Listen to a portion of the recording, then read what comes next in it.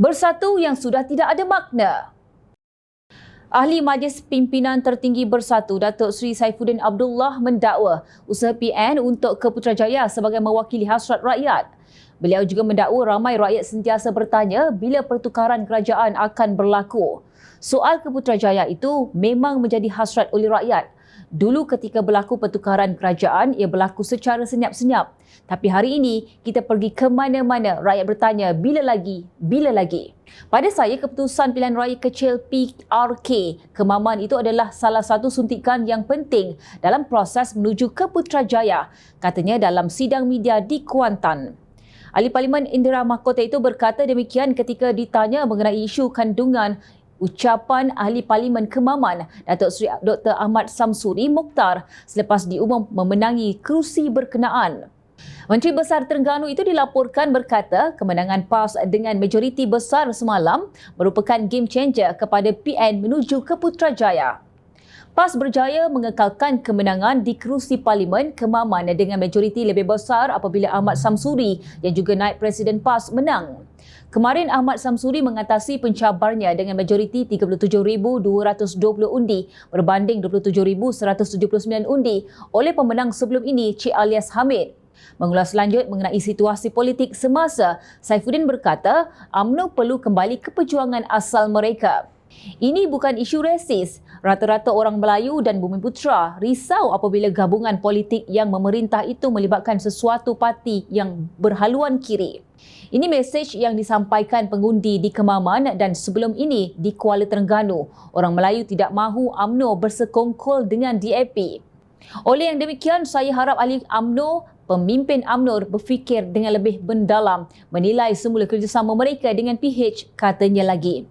Dalam pada itu, naib Presiden UMNO yang juga Menteri Besar Pahang, Datuk Seri Wan Rosli Wan Ismail memberitahu UMNO akord dengan keputusan dibuat rakyat Kemaman. Kerajaan negeri mengucap tahniah kepada PAS. Rakyat dah buat keputusan dan kita akurlah, katanya ringkas. Persoalan yang timbul di sini, kenapa Bersatu tidak menggunakan akal dan fikiran mereka untuk bermuhasabah diri sendiri berbanding sibuk dengan rumah tangga orang lain? Tidakkah mereka sedar bahawa kemenangan PAS di Kemaman dengan menjaja Datuk Seri Dr. Ahmad Samsuri bin Mokhtar sebagai calon PM secara terbuka merupakan mesej yang sangat jelas kepada Bersatu bahawa Bersatu bukan sesiapa dalam Perikatan Nasional, malah PAS kini sudah menjadi abang besar. Rampasan kuasa secara sini seatas kebodohan Bersatu telah menghilangkan jawatan calon PM yang selama ini berwajakan Tan Sri Mahyadin Mat Yassin. Kemana perginya Mahyadin sudah tidak layak atau dilanyak Presiden PAS Tan Sri Abdul Hadi Awang yang kononnya warak itu. Tanpa disedari Bersatu, apa yang dipamerkan di Kemaman merupakan satu petanda jelas bahawa Bersatu merupakan satu gerakan sia-sia dan tidak memberi apa-apa makna dalam Perikatan Nasional. Sedekah Bersatu bahawa PAS tidak langsung terkesan dengan pergolakan yang berlaku dalam Bersatu, malah menganggapnya sebagai peluang besar untuk mengetengahkan Menteri Besar Terengganu sebagai calon PM. Bagaimana mungkin PAS tidak menghina Bersatu kalau setakat ini sudah 5 orang ahli parlimen Bersatu beralih arah menyokong Perdana Menteri Datuk Seri Anwar Ibrahim?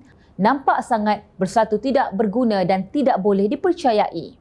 Presidennya pula yang dikenali sebagai bapa perutusan khas ketika menjadi Perdana Menteri dan disifatkan sebagai gagal kini membuat pusingan you apabila menarik balik keputusan untuk berundur sebagai Presiden walaupun ramai di kalangan pimpinan dan akar umbi yang telah bersujud syukur ketika beliau membuat pengumuman untuk tidak mempertahankan jawatan beliau.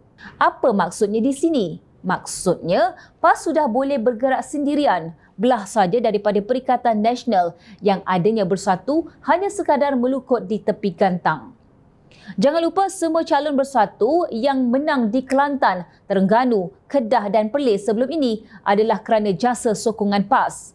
Justru kepada Saifuddin Abdullah, jika kemenangan PAS di Kemaman dianggap sebagai indikator yang rakyat kononnya mahukan PN ke Putrajaya, apa pula petanda kekalahan kalian di Simpang Joram dan Pulai sebelum ini?